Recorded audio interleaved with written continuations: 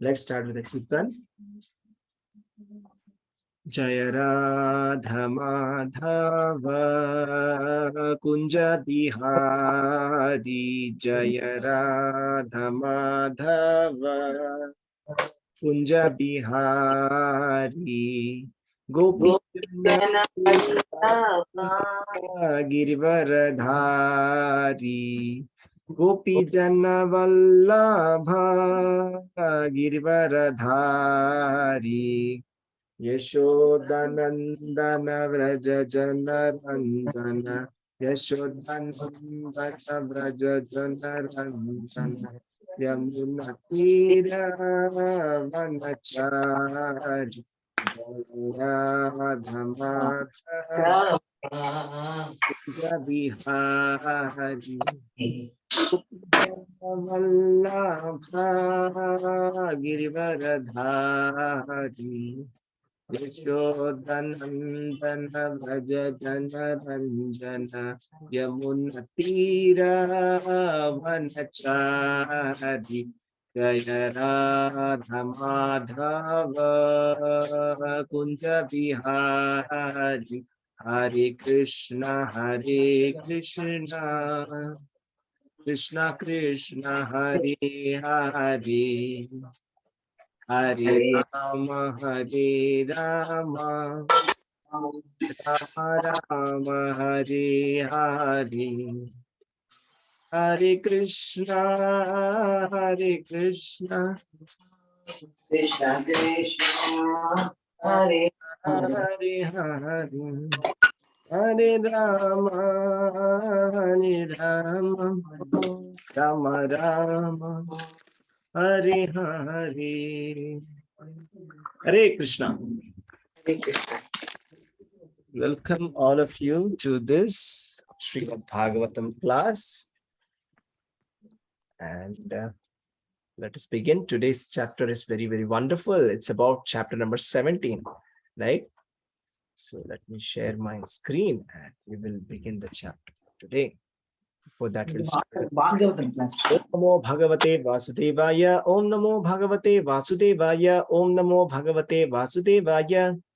Narayanam Namaskruchya Naram Chaiva Narottamam Devim Saraswatim Vyasam Tato Jayamudirayet Nashtaprayeshu Abhadreshu Nityam Bhagavata Sevaya Bhagavati Uttama Shloke Bhaktir Bhavati Naishtiki Mukam Karoti Vachalam Pangum Langhayate Girim Yatkripatamaham Vande Shri Gurum Dinatarinam Paramananda Madhavam Shri Chaitanya Ishwaram Harihi Om Tatsat Om Ajnanatimirandhasya Jnananjana Shalakaya Chakshurunmilitam Yena Tasmai Shri Gurave Namaha.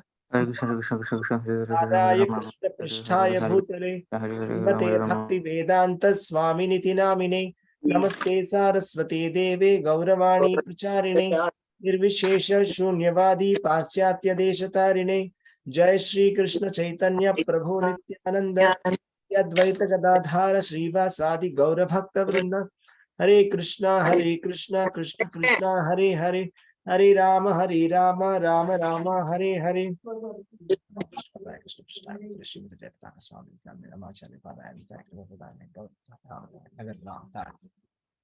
Hare Krishna.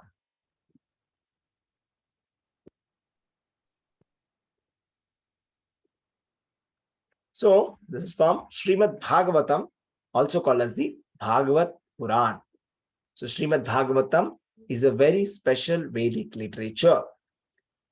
You know, the uniqueness of Srimad Bhagavatam is that it is the natural commentary for Vedanta Sutras written by Srila Vyasadeva. So Vedanta Sutras are a book, that's a book written by Srila Vyasadeva, right? Is the original compiler of all the Vedic literature. So this Srimad Bhagavatam is also an expansion of Gayatri Mantra. So therefore, this Srimad Bhagavatam is very significant. And there was a question that was asked by the sages of the Naimisharanya to Shaunaka. Shaunaka Rishi asked Suta Goswami. The question was, after Krishna has disappeared from this material universe, where did dharma or religious principles take shelter of? Right? To that, Suta Goswami answers that the religious principles took shelter of Srimad Bhagavatam or Bhagavata Purana. After Krishna has left this universe, this Srimad Bhagavatam has risen like a sun.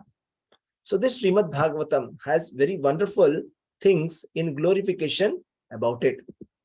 So just to read one shloka about the glorification of the Srimad Bhagavatam, it says, Nigamakalpatarorgalitam phalam Shukamukhad Amrita Dravya Samyutam Pibata Bhagavatam Rasamalayam Muhuraho Rasika Bhuvibhavukaha.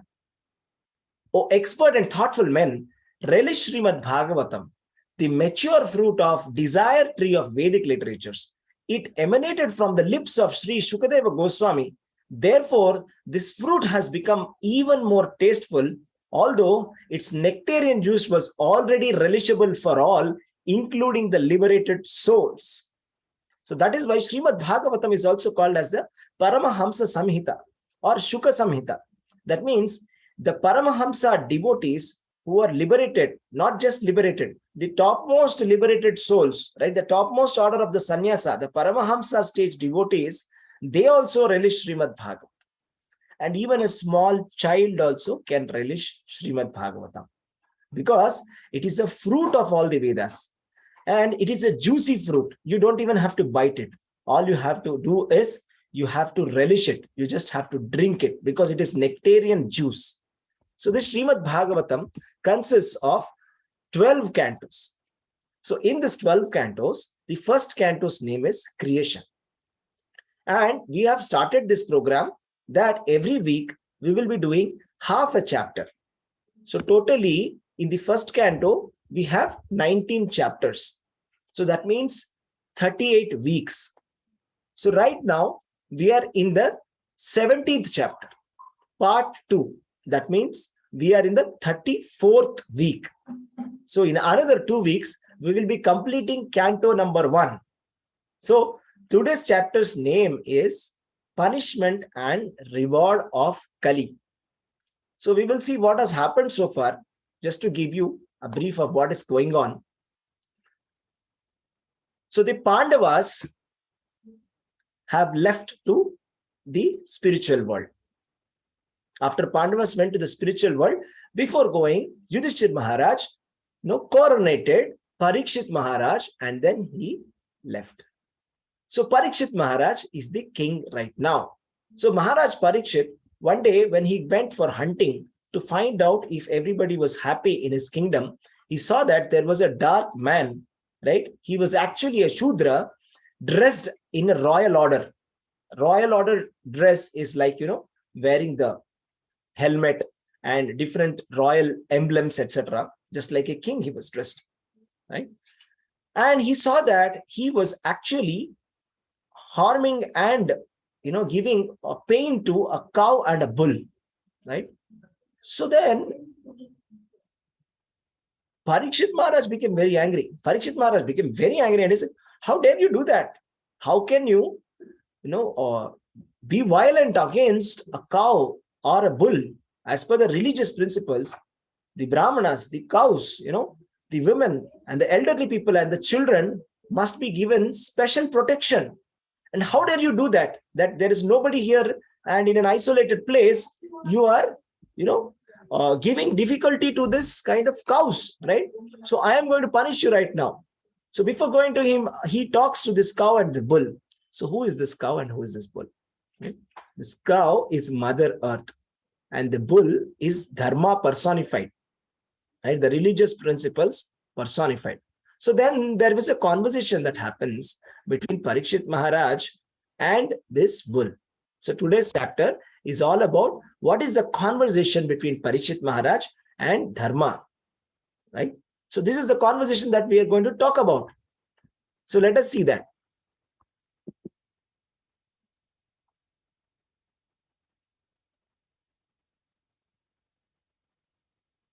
Yes.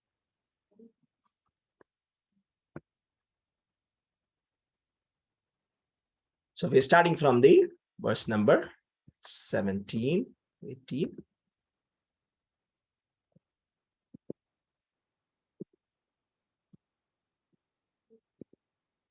So then Parikshit Maharaj asked, "Oh, my dear bull, who are you? Can you please tell me who you are? Huh?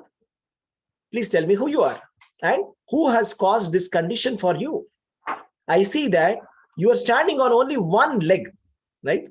That that bull had 3 of its legs amputated and it was standing only on one leg, right? And that one leg also was being destroyed by this dark person called Kali. Therefore, the king is asking that bull who you are." So that bull is answering now. Dharma vacha etadvah pandava veyanam yuktam arad bhayam vachaha yesham gunaganai krishno dautyadau bhagavan kritaha. First of all, Dharma becomes very happy. The bull says, "This is amazing. The way you have addressed, the way you have spoken, right? The duties of a king that you spoke are very nice. And it is very much befitting because you are the grandson of Arjuna, grandson of the Pandavas. And the Pandavas were glorious Rajarshis and they were wonderful rulers, right? They used to follow all the Vedic scripture principles, for ruling a kingdom. And Parikshit Maharaj said some really, really nice things that we have to reflect upon, right? So let me just go through that once. What he says is, whoever causes offenseless living beings to suffer must fear me everywhere and anywhere. By curbing the dishonest miscreants, one automatically benefits the offenseless. So this is a very wonderful Dharma Sutra that we have to learn, that whether we should punish or we should not punish a miscreant. So this is a kind of a dilemma, legal dilemma. So the lawmakers or the judge, always gets this question in his mind. Should I be merciful and leave the person who has done the offense, or should I punish that person and set an example? So as per the Dharma Shastras, by curbing the dishonest miscreants, we are benefiting the offenseless. So actually, by showing compassion to those people who are dishonest and who are causing some kind of problems in the society, we are actually giving problem to those people who have not offended. Just like there are some people who pay the taxes, those people who don't pay the taxes, right? So by not punishing the people who do not pay the taxes, we are actually harming those people who are paying the taxes. I'll tell you another example. By not punishing those people who are violating the traffic laws, for example, drink and drive, if somebody is able to get away by doing drink and drive, that means we are actually causing people to those people who are actually following the traffic rules. So this is a very wonderful Dharma Sutra he has said. And another thing that he says is, the supreme duty of the ruling king is to give protection to the law-abiding citizens and chastise those who stray away from the ordinances of the scriptures in ordinary times when there is no emergency. See, no law must be violated unless there is an emergency. This is common sense. See, we are supposed to be driving on the left-hand side of the road. We are not supposed to be jumping signals, is it not? But then, an ambulance can drive on the right-hand side of the road also. An ambulance can jump the signal also. That is because it is an emergency. So even the scriptures have ordinances that during emergency, you can break dharma or you can change dharma, but not during the ordinary times. So just like the Pandavas, right? When they were in exile, they have taken to some kind of occupational duty that is not befitting for Kshatriyas, right? Just like Arjuna was a dancer and Bhima was a cook, right? And Yudhishthira Maharaj used to teach gambling and Draupadi was a maidservant, right? So this is not allowed for Kshatriyas to do this kind of activities. So that is the activities of Shudras. The Kshatriya is not supposed to be doing this activity. But then, since it is an emergency, right? They are in exile, right? So that they are in exile, also they are in incognito, right? Ajnatavasa. So it is an emergency situation. So that time you can. So our lifetime cannot be an emergency. So you can have a 1 year of emergency that, okay, I'm having some difficulty in fund. But a person cannot say, all 100 years that, I am in emergency. Therefore, I will not follow my religious principles. Therefore, I will fall down to the lowest stage. That we cannot be telling as an excuse. So therefore, here it said, people must be following the law of the land and the laws of the material nature also. Law of the land, of course, if you do not follow the law of the land, then the government will punish. If you do not follow the law of material nature, then the material nature will punish. So the Supreme Personality of Godhead will punish through his agents. So that is called karma. So we have to find out what is karma and what is vikarma and what is akarma. What is vikarma and akarma and karma. First, let's understand karma and vikarma. What is to be done, what is not to be done. At least this much we must know. We cannot be blind and say, I don't know. I don't know what is there in the Vedas. If you say like that, it is just like you're taking a vehicle and you're driving on the streets. You're driving on the highway, right? With a big container lorry. And on the toll gate, they stop and they ask you for license. And you say, I don't know what are the rules here. By mistake, I'm going on the right-hand side. Then they will put you in jail. So it's like that. Therefore, nobody can say that. Is it not? That, I don't know. I don't know. I just didn't know. That's why I didn't pay the taxes. That is not an excuse. So we have to know. Okay. We have to know what is the rules. Right? That is what it is given. All the Vedic scriptures are given. If we don't have time to read all the Vedas, read Bhagavad Gita. Right? Read Mahabharata. Read Bhagavata Purana. By hearing these stories, we will understand what is law. Right? By hearing the stories of the Pandavas, how they have acted. That is enough for us to understand. Right? By seeing how, Ramayana is there, we can understand how Lord Ramachandra is conducting himself. That is dharma. Right? We don't have to do big PhD, right, in this subject. It's quite easy to understand what is dharma and what is adharma. Okay, so the supreme duty is to protect these law-abiding persons. Those who are abiding the law, they must be protected. So this is the first thing. If the law-abiding people are not protected, they will lose faith in the law. I am paying the taxes, and if I am not being protected, then I will lose interest in the system. Is it not? That is why people are even not voting also, right? So whoever are following the rules, they must be 100% protected. And those who chastise, those who stray away from the ordinances must be chastised. That is another rule. That is also 100% compulsory to be followed by the government. If somebody is violating the laws, they must be immediately punished, right? The punishment must be immediately given, right? So this is the proper rules and regulations for the government to rule. So now Dharma Uvacha. Yetadvah pandaveyanam yuktam arta bhayam vachaha yesham gunaganai krishno dautyado bhagavan kritaha. So Dharma is saying, wow, what a wonderful message you have given us. And this is befitting to you because you are the grandsons of Arjuna. And these Arjuna and the Pandavas were so special that Lord Sri Krishna agreed to become their messenger. The Supreme Personality of Godhead, Lord Sri Krishna, has agreed to become your messenger, right? Shanti Duta. Duta is supposed to be, is not a great position, right? King is the topmost position. From the position of a king, he has come to the position of an ambassador or a messenger to a lower position for your sake. Then we can understand how great your grandfathers are, right? Navayam klesha bhijani yatasyu purusharshabha purusham tam vijanimo vakya bheda vimohitaha. He says, but I cannot tell you the reason, who is giving me trouble. Because different philosophers are saying different philosophies. Now, whom should I point out? See, there are 6 darshanas or 6 philosophies in the Vedic Shastras. That is Vaisheshika, right? And Sankhya and Yoga and logic, Nyaya and Karma Mimamsa and Vedanta. 6 darshanas are there. So as per 6 darshanas, there are 6 different theories. And what should I say? What is the cause of my miseries? I can't tell you, right?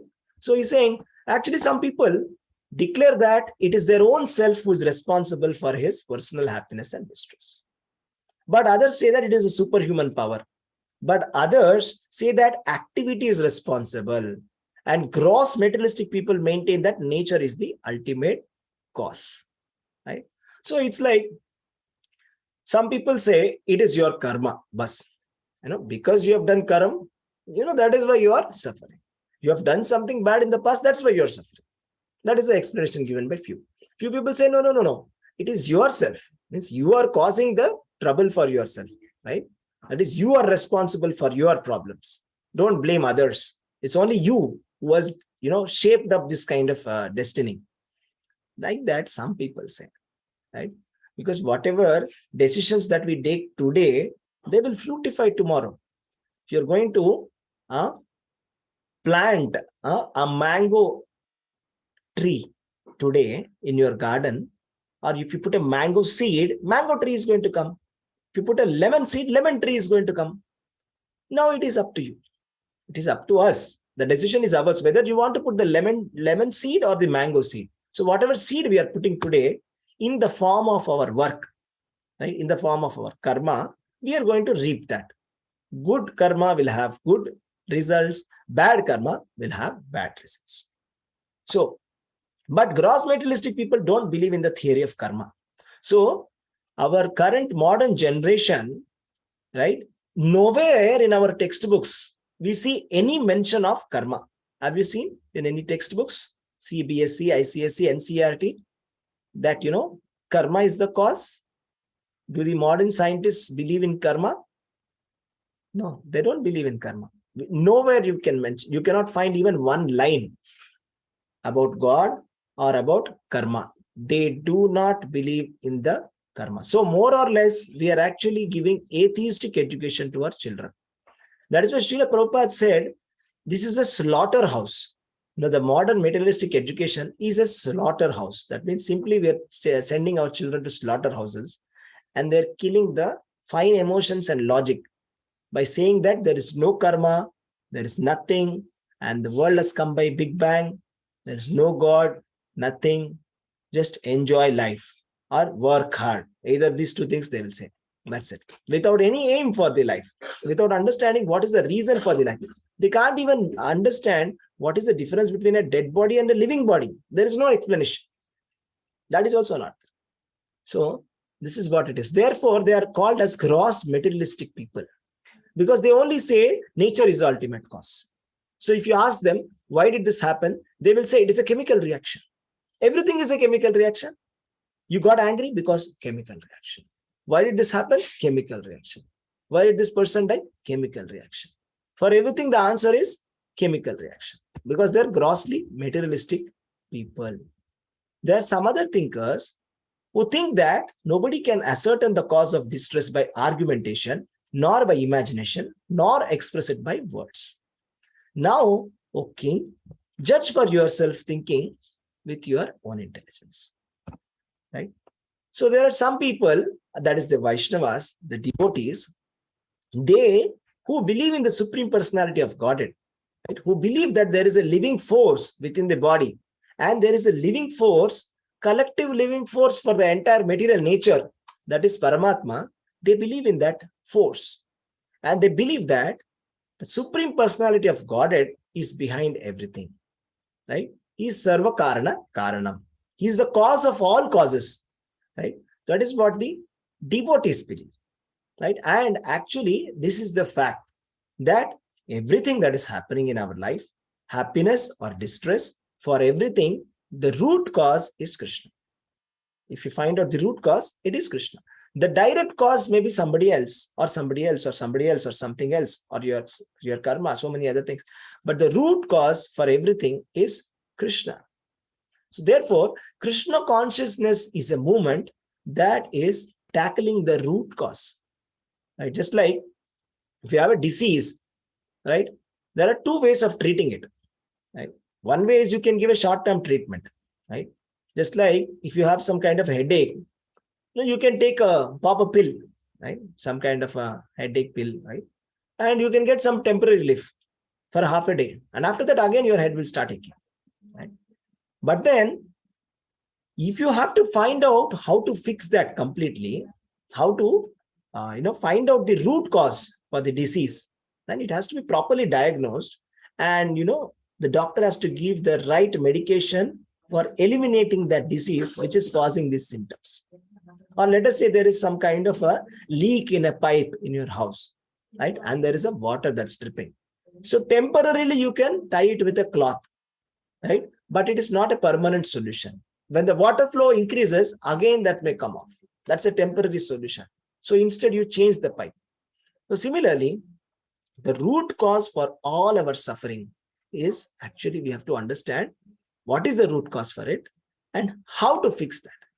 The answer lies in Krishna consciousness. Krishna consciousness is that medicine that will solve all the problems of our life. Then what happened? Oh, best among Brahmanas, thus hearing the personality of religion speak, Parikshit Maharaj was fully satisfied and he gave his reply. Rajovacha dharmam bravishi dharmagnya dharmosi vrisharupadrik yadha adharma kritasthanam shucha kasyapi tad bhavet. The king said, oh, you who are in the form of a bull, you know the truth of religion and you are speaking according to the principle that the destination intended for the perpetrator of irreligious acts is also intended for the one who identifies the perpetrator. You are no other than the personality of religion. So he's telling a very important principle. See, it's a very bad habit to find faults, right? To say that, oh, this person so-and-so has done this kind of a crime. Because if we say that kind of a thing, if you're finding fault in somebody saying that this person has done that, we have to suffer karma. Whatever destination that offender is going to get, the same destination will be given to the person who identifies that problem and says, okay, this person is a thief. If you say that 3-4 times, whatever that person has done karma, that will be transferred to you also. So it's not a good thing to talk about this kind of mundane gossip, which is sinful. That is why Srimad Bhagavatam says, always chant the glories of Krishna. That is the proper use of our mouth. Because if we start talking, we will start finding faults in others and start saying that he is like this, he is a thief, he is a thief, he is a thief, he is an offender. By saying that, actually we are doing an offense because we are getting all the karma getting transferred to ourselves. So that is what Parikshit Maharaj is saying. I'm really astonished by your knowledge because you are talking in a very careful manner. You have not identified that, this Kali is the offender. Like this is the Kali is the person who is, who is beating me. You didn't say that because you know the religious principles that if you identify Kali is the cause, then you are going to get the same sinful reactions that Kali has got on your head. That's why you have spoken. Nobody knows the secret. The secret only Dharma can understand. Therefore, you are Dharma personified. And he says, actually what you said in the last is true. It is not possible to find out the root cause of our problem. Because this material universe is being managed by the Supreme Personality of Godhead through his external energy. So Lord's energies are inconceivable. It is achintya, agochara. It is not possible for us to understand that. Right? It is not possible by mental speculation or by word jugglery to find out what is the root cause of our suffering. So this has been very nicely spoken by you. And he says, actually, in the Satya Yuga, this Dharma was standing on 4 legs, right? 4 legs. What are that 4 legs? Austerity, cleanliness, mercy, and truthfulness. Austerity is austerity of body, austerity of mind, and austerity of words. Right? Lord Krishna says in Bhagavad Gita, austerity is done in body, mind, and words. Right? Austerity of mind is to think about Krishna or think about something positive, first of all. Right? Not thinking about harming anybody. Right? Austerity of body is actually serving the Supreme Personality of God. And austerity of words is to talk only about Krishna and to glorify his devotees. So this is the proper austerity, right? And if we have to practically see what is austerity, that is following the Ekadashi. Fasting on Ekadashi is a very important principle of austerity. and cleanliness. So we have to be clean internally and externally also, both, is it not? So if we have to be clean internally and externally, we have to need a soap or a cleaning agent. So how do you clean yourself, right? Every day we take a nice soap, right, or lotion and body wash, and we are washing our body. That is external cleanliness. How do we clean our mind? Our mind is filled with anger and desires and enviousness and pride, so many kind of anarthas. How do we clean this, right? This is the case for every living entity, right? So, but how do we clean this? So we need a soap for that. That soap is the Krishna, Hare Krishna Maha Mantra, right? That is a Krishna Kirtana. By chanting the Hare Krishna Kirtan, we can cleanse our mind, right? So that is austerity. Second, third thing is mercy, right? To be very compassionate. So it is said that, when you are dealing with your superiors, when you're dealing with your equals, and when you're dealing with your inferiors, how you should be has been given in the Bhagavata. When you're dealing with your superiors, you must be very humble, right? You must pay obeisances and you must be obedient in dealing with your superiors. And with your equals, you must be friendly. You must be friendly with your equals.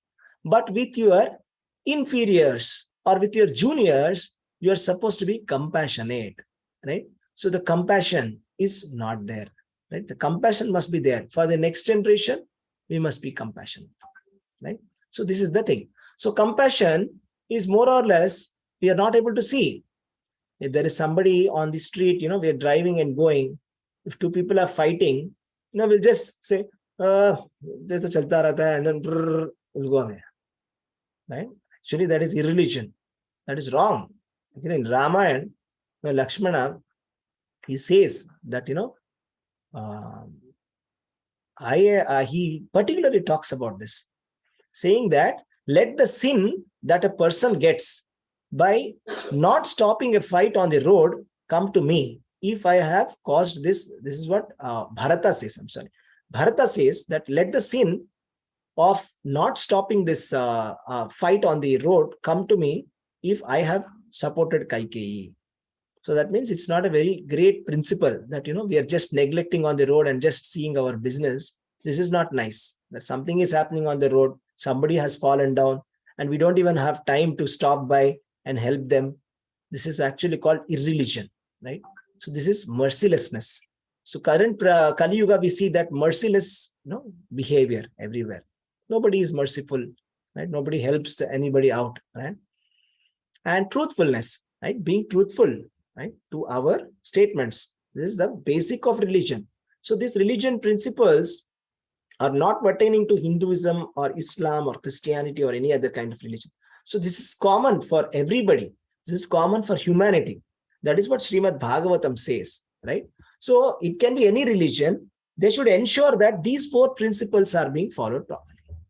If they're not following these four principles, that means that religion is not properly being done. As simple as that.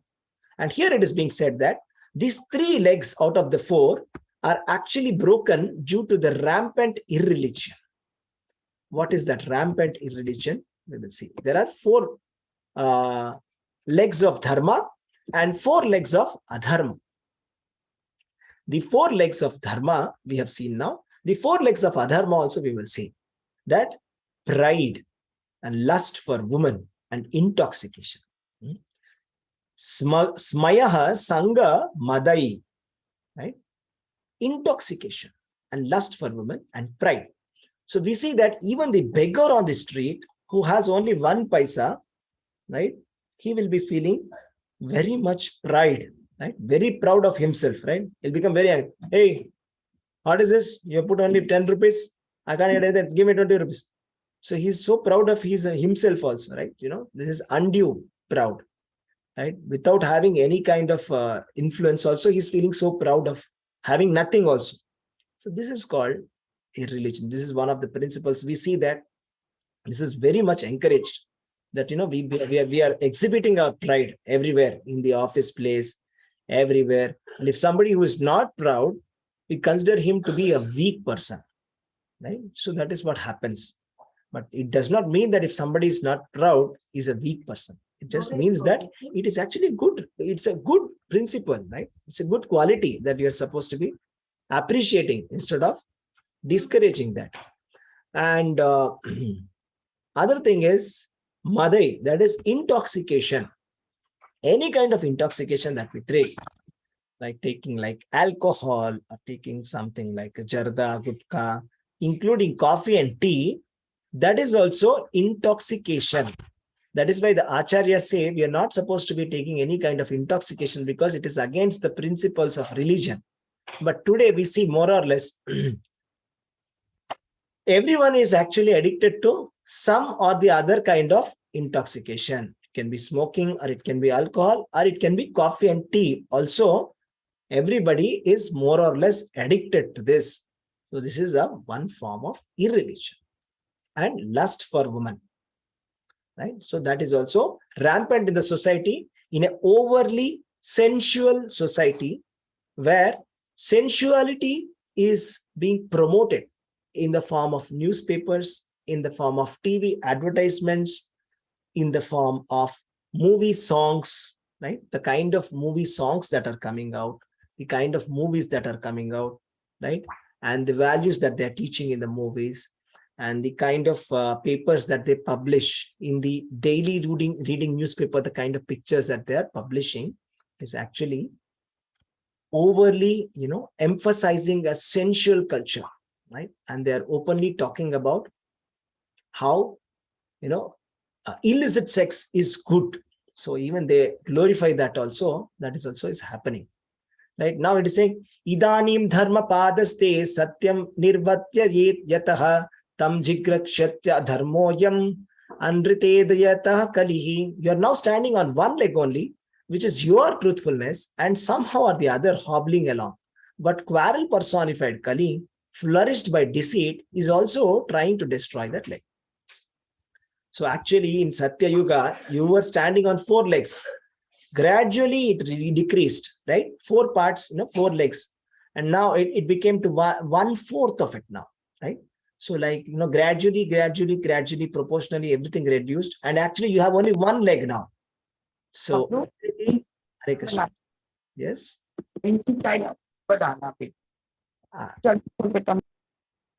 So we have austerity is gone, right?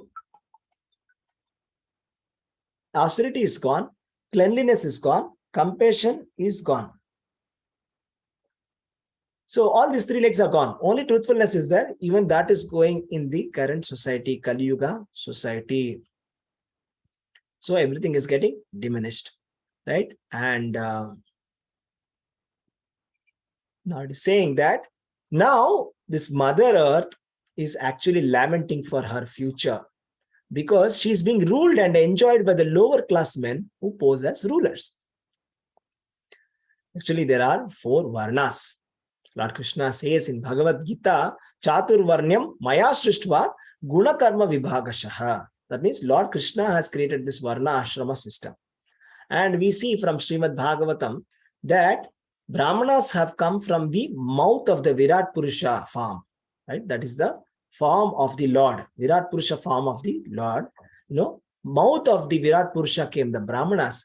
From the hands came the Kshatriyas. From the thighs came the Vaishyas, and the feet came the Shudras.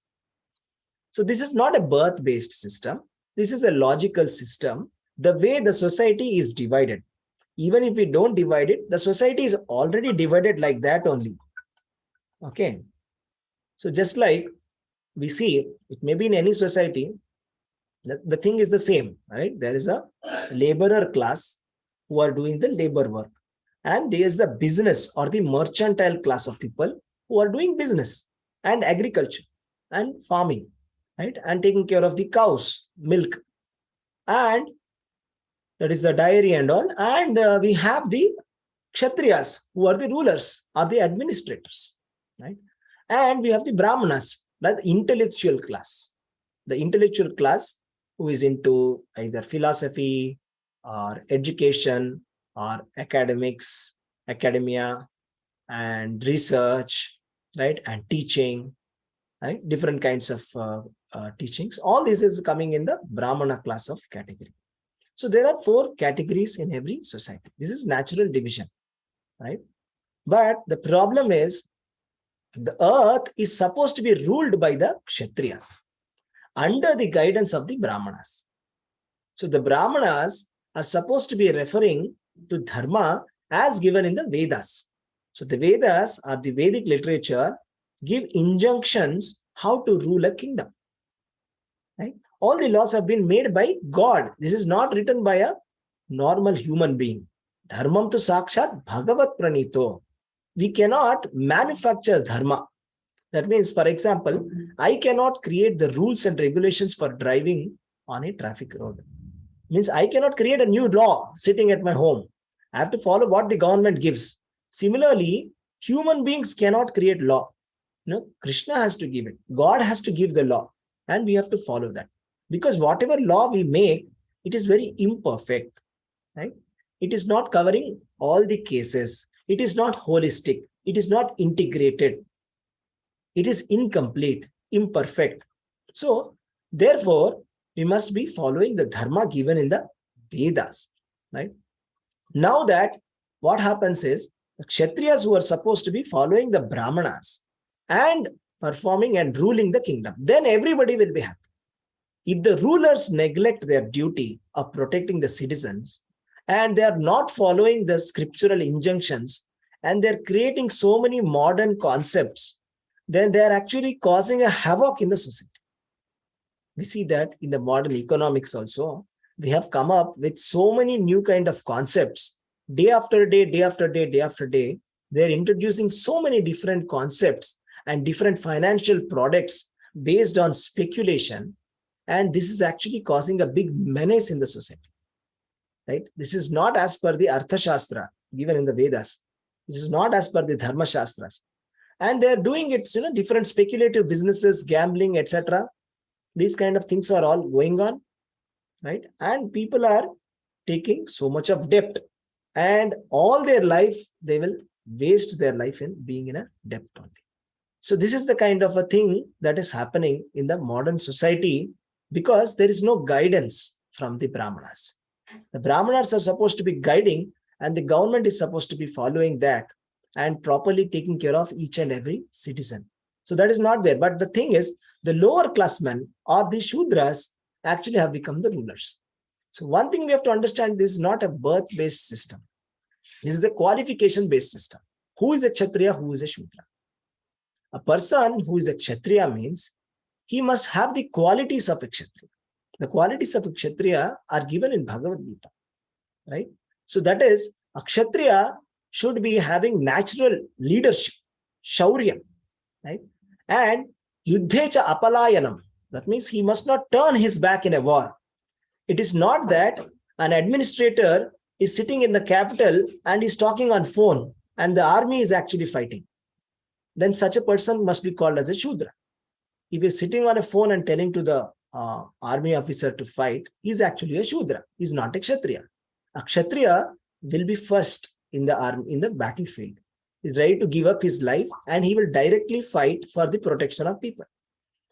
So the principles have been given in the Vedas that a Kshatriya is supposed to be saving others from suffering. So he is ready to use violence for that also, and he won't be afraid of death.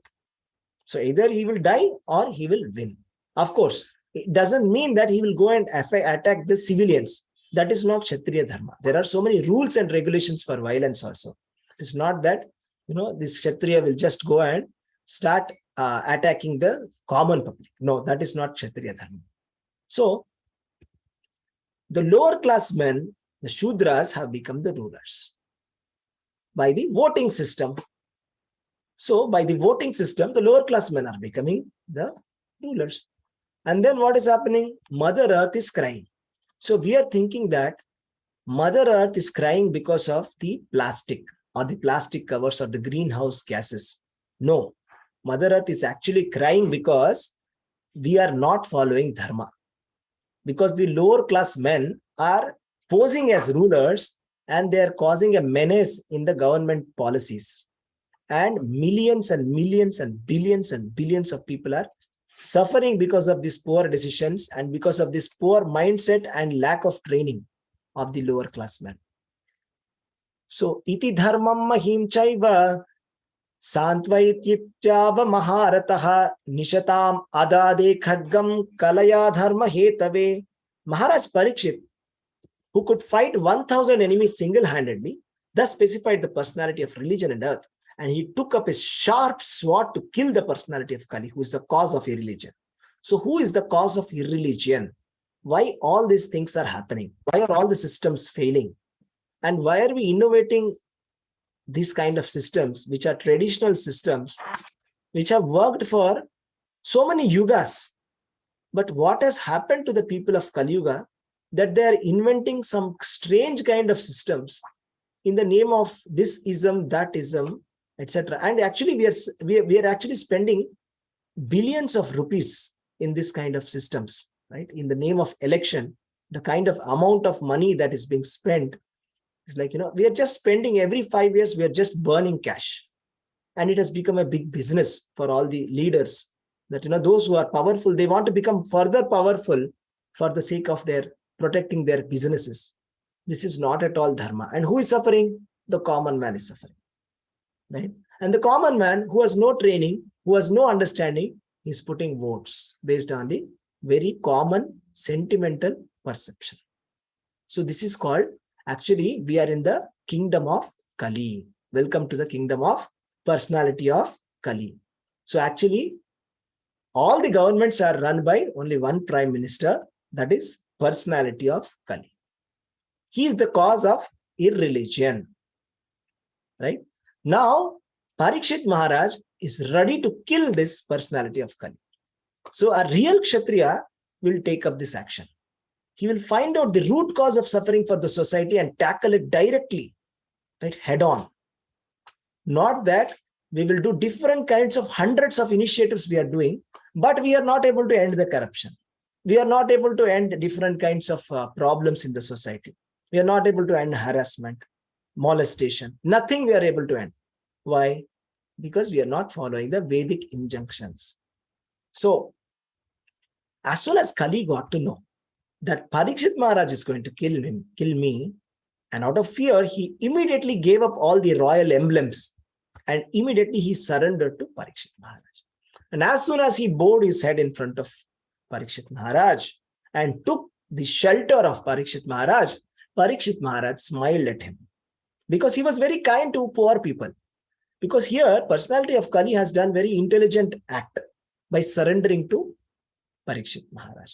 And Parikshit Maharaj, he follows dharma 100%. A Kshatriya is supposed to be giving protection to those who surrender unto him. This is the rule for the Kshatriyas. So even if an enemy comes and surrenders, he must not be killed. This is the injunction. So he said, okay, he was very kind. He smiled and he said, okay, fine. I'll not kill you. Don't worry. Because I am the grandson of Arjuna and you have surrendered yourself with folded hands, do not fear for your life.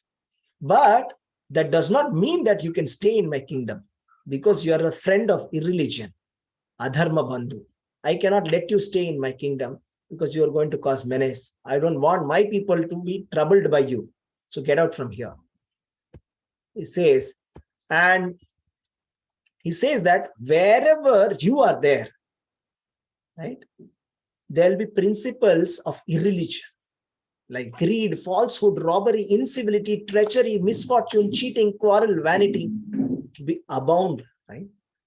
So all these bad qualities will be there in the society, which we are actually seeing today, experiencing today. Each one of them, they are all there.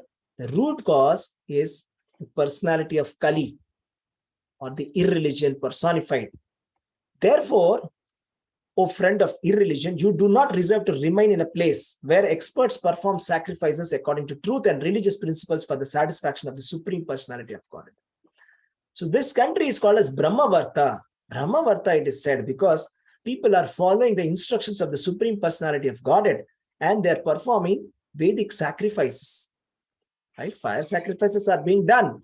for the satisfaction of the Supreme Personality of Godhead. So in such a pure place, you are not supposed to remain.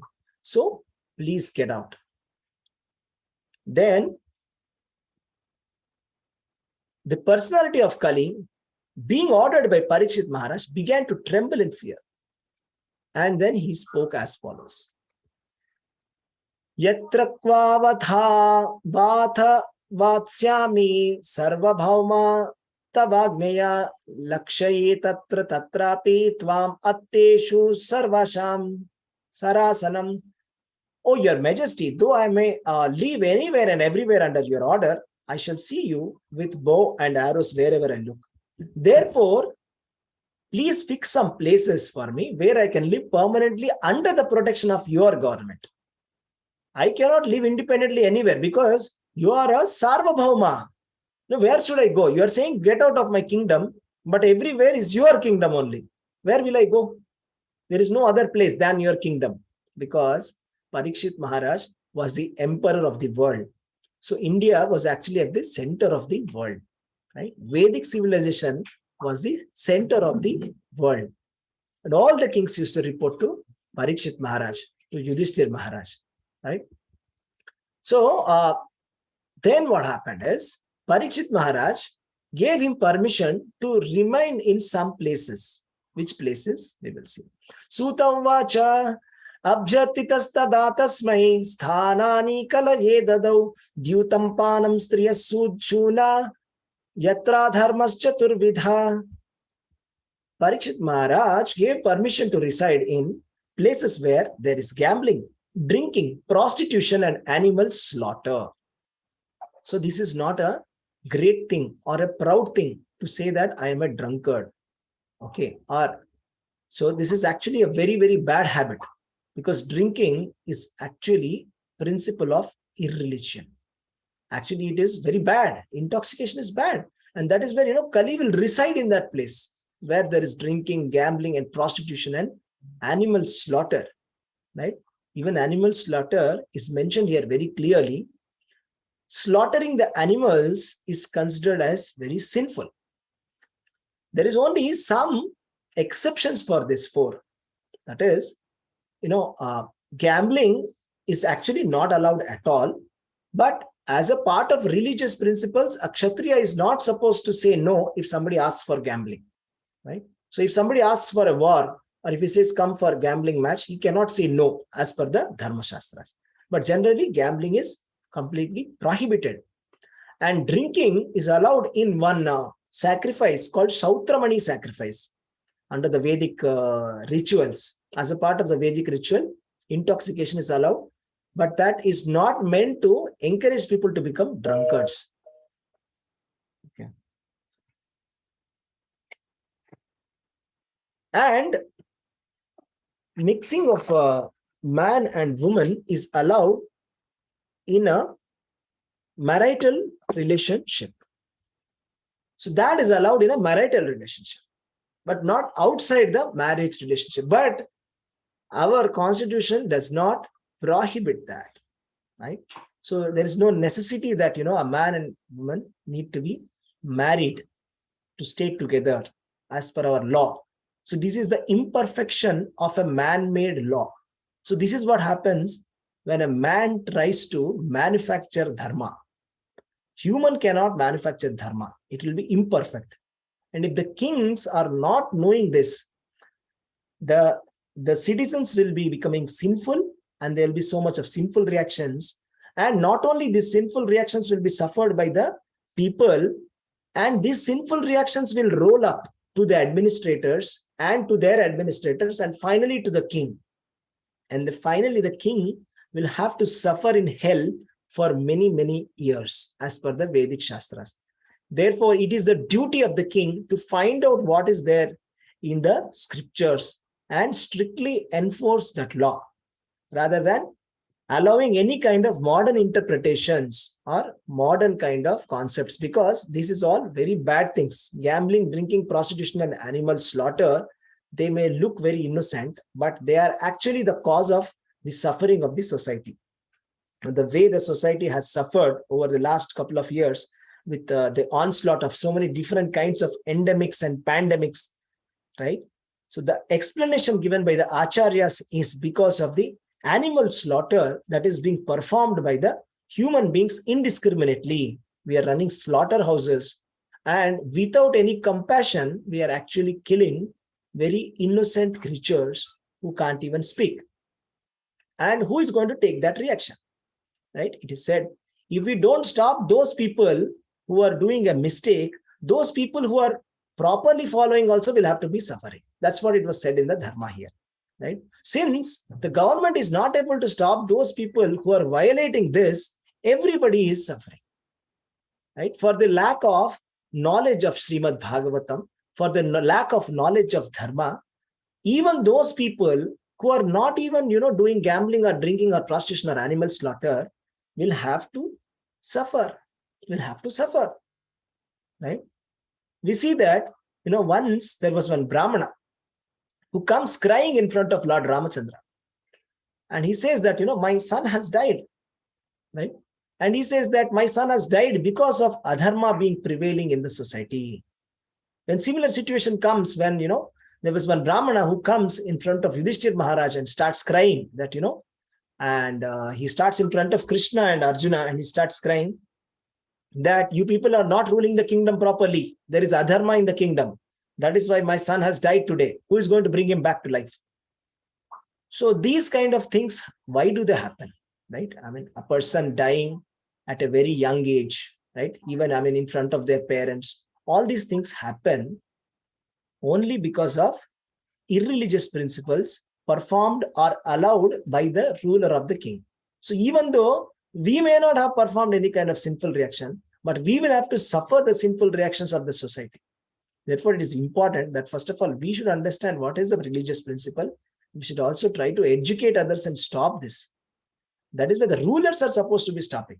It is not possible through petitions. We cannot run the government by collecting online petitions. So the proper training must be given to the king. Proper training must be given to the government or the administrator. They must be properly educated and trained in the Vedic Shastras. That was how it used to be done for the Pandavas, or from time immemorial that was happening, right? Now it's not happening, right? So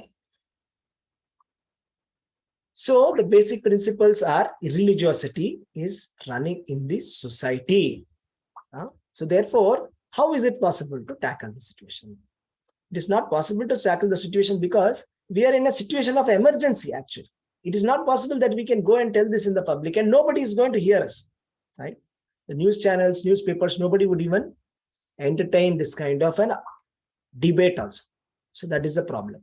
So therefore, the weapon that we have got is the Sankirtana Yajna.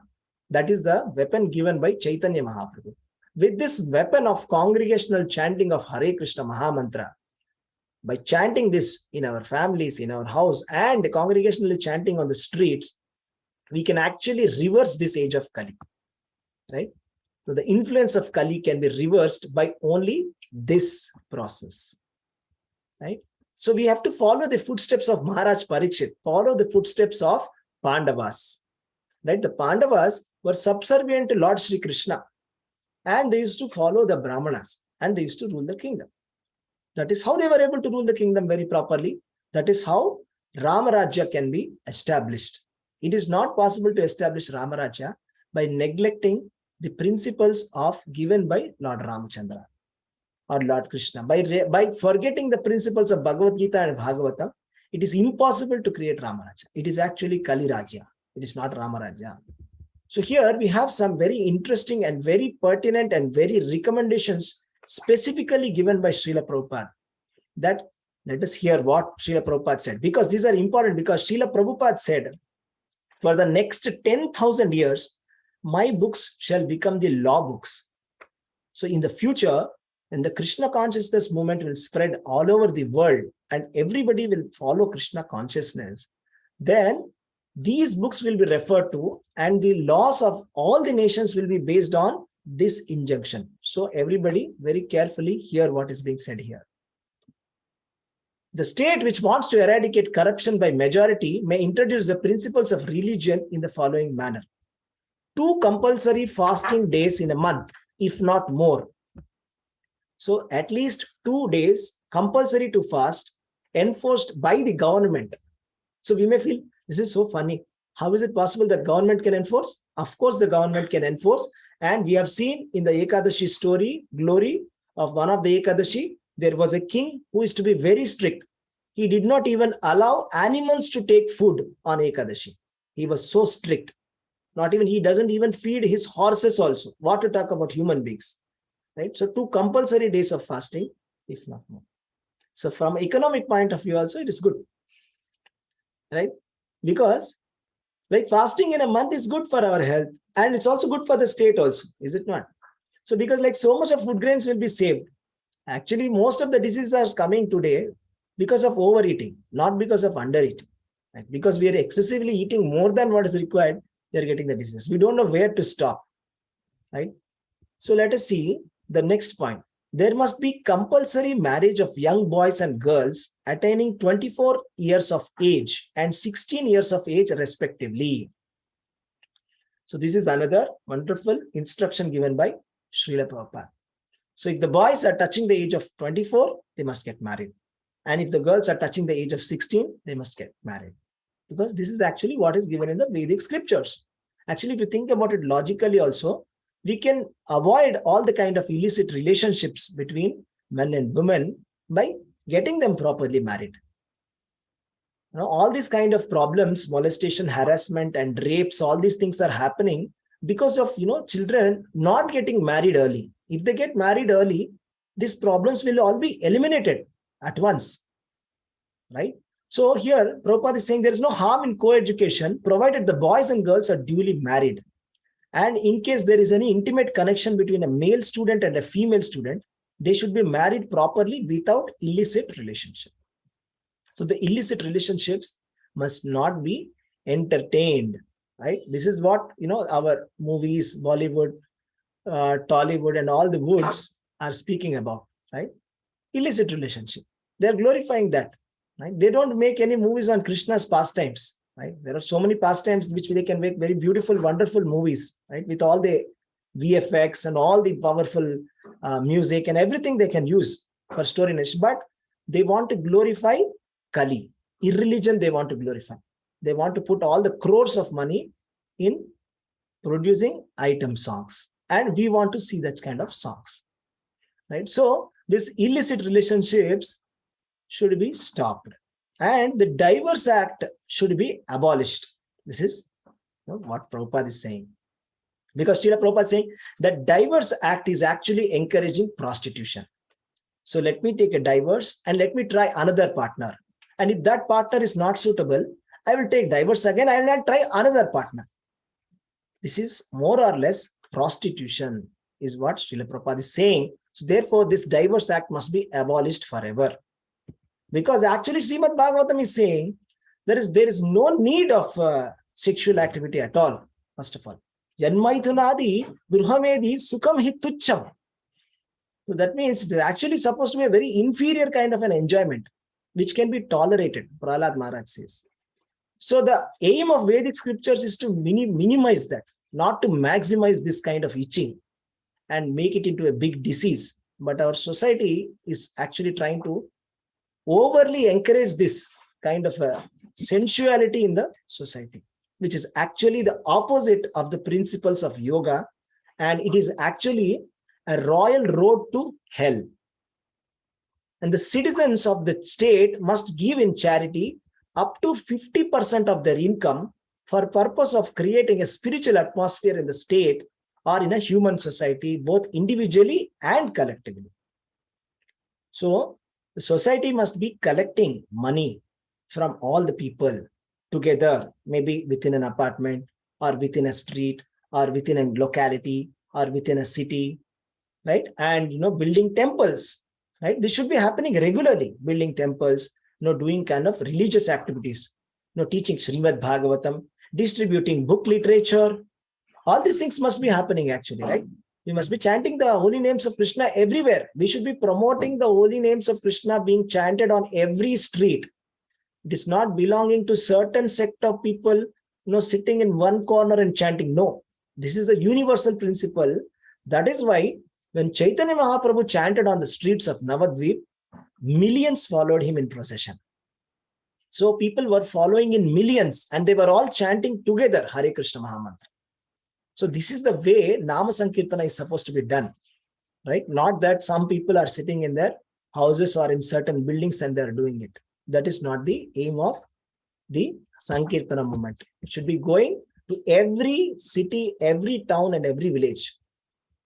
And that will be possible only with the help of Lakshmi. So individual capacity also, we must try to give 50% of our earnings to Krishna consciousness. And they should preach the principles of Bhagavatam. A, B, C, D, E. 5 points which are given. Principles of Bhagavatam must be preached with the money collected. With the money collected, we don't want to do anything other than doing these 5 things. What are these 5 things? Preach Karma Yoga. That doing everything for the satisfaction of the Lord. Means everybody is very career oriented and they want to become some big shot, etc. Everybody wants to become. But we have to understand that whatever work we are doing, if that does not satisfy the Supreme Personality of Godhead, then that is a useless labor. Shrama eva hi kevala. If whatever CEO, Vice President you may be, right, of even the big conglomerates, it does not matter. You may be a big CEO of a unicorn also, it does not matter. If you do not have attraction to Krishna, actually, then that means all your work is actually donkey's work. So Karma Yoga must be followed. That is, do everything for the satisfaction of Krishna. And regular hearing of Srimad Bhagavatam from authorized persons or realized souls. Hearing Srimad Bhagavatam is one thing. That is very important. Everybody must hear Srimad Bhagavatam. This literature must be promoted because this literature is speaking the truth. No, it is giving the naked truth of life, right? And it is giving the supreme religious instructions in a no other way, right? In a no nonsense way, in a very straightforward format, and in a very touching and in a very sensational format, in a way that we can understand with the help of so many stories. There cannot be any kind of possibility that we can have some other kind of a book which is better than Srimad Bhagavatam. So again, we should be doing it through the help of authorized persons or realized. So we don't want to hear from unauthorized people who are, doing Bhagavata Saptaha and they're jumping into the 10th canto and talking about Rasa dance. This is unauthorized kind of Srimad Bhagavatam class and this should be discouraged. When we're talking about Srimad Bhagavatam, it should be philosophical. It should be by those people who are trained, who are coming in the Guru Parampara, who know what they're talking. With the help of scriptural references, they're talking. So we need that kind of Srimad Bhagavatam to be spread all over the world. C. Chant the glories of the Lord congregationally at home or at places of worship. So Harinama Sankirtana must be performed congregationally. If you are at your home, designate some time when all of your family will come together and do one arati to the Lord. And all of you chant Hare Krishna Mahamantra together. If you do, it's not an individual practice. This is not a solitary practice like meditation practice. Meditation is supposed to be done individually. But today we see that thousands are sitting and doing meditation. Actually, it is wrong. Bhagavad Gita says, Ekaki Chittatma. Ekaki means you should be alone. It should be done solitude. That is meditation practice. But chanting is supposed to be congregational chanting. Everybody should be together. The more it is better. If you can bring 1,000 people, if you can bring 10,000 people, it is still better. If you can bring 1 million people, that is still better. That is congregationally. It's not a solitary practice that I am sitting and I'm doing on my own. That is wrong, actually. So even that is also good. But if you do it as a congregational practice, it is still better. Okay? That is the Krishna Sankirtana. If you do it alone, it is called Japa. If you do it congregationally, it is called Sankirtana. So, D. Rendering all kinds of service to the Bhagavatas engaged in preaching Srimad Bhagavatam. Right? In the Gopi Gita, the Gopis say that these Bhagavatas who are preaching this message of Srimad Bhagavatam are very, very compassionate. There cannot be any charitable work better than teaching the Krishna Katha. Because this Krishna Katha has so many benefits, spiritual benefits, material benefits. And the benefit is, you are going to come out of your mire of miseries forever. You will be liberated and you can go back to Godhead. That is such a big benefit. Actually, we are stuck in an infinite cycle of birth and death. We are only worried about the troubles of this lifetime, but we should be actually worried about so many other lifetimes and so many bodies that are upcoming, and so many difficult kinds of difficulties, different types of miseries are there which are going to come. Should be really worried about that. So all this will be ending by hearing Krishna Katha. So the Bhagavatas are teaching Krishna Katha. Those people, we must serve them in whatever possible way. We should support them. Whatever kind of service you can do to the Bhagavatas to empower them to preach Bhagavatam, please do it. And reside in a place where the atmosphere is saturated with God consciousness. Right? So God consciousness, naturally God conscious places are the places where there is Lord Krishna's temple, or like Vrindavan, Mathura, or Mayapur. Or if you can't do that, at least in your society, you must make everybody devotee around you. And that will be a God-conscious society. Right? My Guru Maharaj, His Holiness Jayapataka Swami Maharaj, has instructed us to say that, make Bangalore the first Krishna-conscious city in the world. Right? To make the entire city Krishna-conscious. That should be the first Krishna-conscious city in the world. Right? So that is what we should be trying to do. So another instructions that are given, we have seen 5 points given by Prabhupada, and it is given all kinds of speculative businesses, enterprises, they must be banned. No speculation allowed. No betting, no speculation, ban. Because wherever there is gambling, truthfulness will go. We see that so many people, they take their hard-earned money of their parents, or they take so much of, debt, and they put it into markets, speculative markets, and they will lose the money in a single day. Right? And they will come into a debt in one single day. They will fall down from 10 lakhs to 20 lakhs, so many lakhs of debt they will get into, so many years of debt that they will go into, just because of greed, because of cheating, disappearance of truthfulness will happen. And allowing young boys and girls must be stopped. Right? Allowing them to be unmarried is actually an irreligious principle. That means you are allowing irreligion by not getting them married. Right? And licensing animal slaughterhouses should be at once prohibited. No more slaughterhouses. Right? And if the flesh eaters want to eat the flesh, let them have it as per the scriptures. There are certain injunctions how animals can be offered in some fire sacrifices and taken, or some kind of injunctions like in front of Kali, they cut it on certain day and they do certain kind of injunctions. So maybe they can do it like that, is what Prabhupada is saying, as mentioned in the scriptures, but not otherwise, not indiscriminately, not on every day, whenever they want, they will go and just have flesh. No, that's not allowed. Intoxication must be prohibited. Smoking cigarettes, chewing tobacco, drinking of tea, everything must be prohibited. All this must be prohibited by the state. Then the Kali was not satisfied. Ye dil mange more. He said, I want more. Can you give me more? He said, please give me more. Then he said, okay, take gold. Reside in the gold. The king gave permission to live in gold, where there is gold, because where there is gold, there is falsity, intoxication, lust, envy, and enmity. So it's not a very, very great, wonderful, glorious activity to accumulate a lot of gold, because wherever there is gold, there is also Kali. Kali means quarrel, right? He is a personality of Kali, means quarrel. So first symptom of Kali is there will be quarrels at house. If there is quarrels at house, that means there is Kali. Right? This is the first symptom of Kali. This Kali must be checked. So then personality of Kali, was allowed to live in those places, in these 5 places. What are these 5 places? The 5 places are the places where Yeah, where the 5 places, where there is intoxication. Anybody can say what are the 5 places?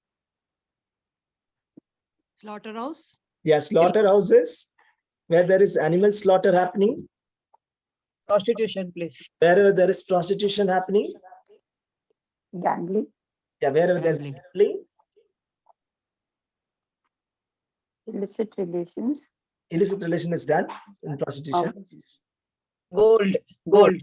Where there is a lot of gold being accumulated, where gold is accumulated in these 5 places, Kali is there, right? And thus this Kali was allowed to live in these 5 places. So those whoever desire progressive well-being, especially kings, religionists, public leaders, brahmanas, and sannyasis, should never come in contact with the 4 above mentioned irreligious principles. So especially if we desire our progressive well-being, if I want to go back to Godhead, if I want to end my suffering forever, if I am sane, then I must refrain against these 4 principles. And the kings, they are not allowed to become intoxicated people, especially the kings. The kings are not allowed. Kings should not be engaging in these 4 irreligious principles. And those people who are religious, public leaders also, big celebrities who are leaders, who are leading others, they cannot be smoking in the movies and showing how to smoke in the movie, right? That is not allowed. Public leaders should not be doing these 4 irreligious activities. So celebrities, movie stars, everybody must be very careful about their activities, right? They cannot say it is my life, I will do whatever I want to do and I will live a 3rd-class life. No, because there are so many innocent people who are following you, right? So the brahmanas, they're supposed to be very strictly following the religious principles. They cannot just simply degrade and say that we have become modern now. That is not allowed. The sannyasis also should be very strict against associating with women. We must never come in contact with the 4 above religious principles. So that is the reason why we have something called as a 4 regulative principles in ISKCON. So for example, if somebody has to take a Shiksha certificate for Krishna Sadhaka 8 rounds or more, he must or she must give up these 4 principles of religion. That is, no meat eating, no intoxication, including coffee and tea, and no illicit relationships, and no gambling. These are the 4 rules that ISKCON has given. It is based on Bhagavata Dharma, and it is not a manufactured principle. Nobody has manufactured this in ISKCON. Okay. So therefore, what has been given? The king established the lost personality or lost legs of the dharma by encouraging activities, and he sufficiently improved the condition of the earth. So Parikshit Maharaj has very nicely established dharma back again by simply checking these 4 principles. It's so easy. We don't have to run around and find out what is the root cause of corruption, what is the root cause of suffering, why is the society like this, why has the society gone to dogs. Don't need to struggle very hard. Everything has been already researched and it has been given in the top-down knowledge, in the Guru Parampara. Lord, the Supreme Lord has given it to Brahma. Brahma has given it to Narada. Narada has given it to Vyasadeva, and Vyasadeva has given it to Shukadeva. Shukadeva has given it to Parikshit Maharaj, and we are all hearing now. So we can take advantage. There is no need to do any kind of research to find out what should I do now. So we don't need to spend another 20,000 years or 1 million years in finding out what are these places that we must check so that all the society will be happy. We can simply take it as it is and we can become very happy. The society can become very happy. So that is how Parikshit Maharaj has very nicely established Dharma. So what we have to understand from this chapter is that the Srimad Bhagavatam gives very interesting and very important, relevant information for us. So this is relevant information today also, even after so many millions of years also, it is relevant for us because it is for the good of the society. That is why it is said, Srimad Bhagavatam, every word is good for the society. Each and every word is auspicious. If we hear even one word also, it is auspicious. There is no book matching Srimad Bhagavatam because it is giving such wonderful religious principles as a guiding principles for the entire society. And if we follow these principles, definitely all the kinds of problems will be eliminated forever, and everybody can live very happily in this material world also. Even though it is dukkhalayam ashashvatam, to a large extent, all the problems can be eliminated. So Hare Krishna, Krishna Krishna, Hare Hare, Hare Ram, Rama Ram, Hare Hare. Hare Krishna. If you have any questions, you can ask. Or if you want any comments, Hare Krishna.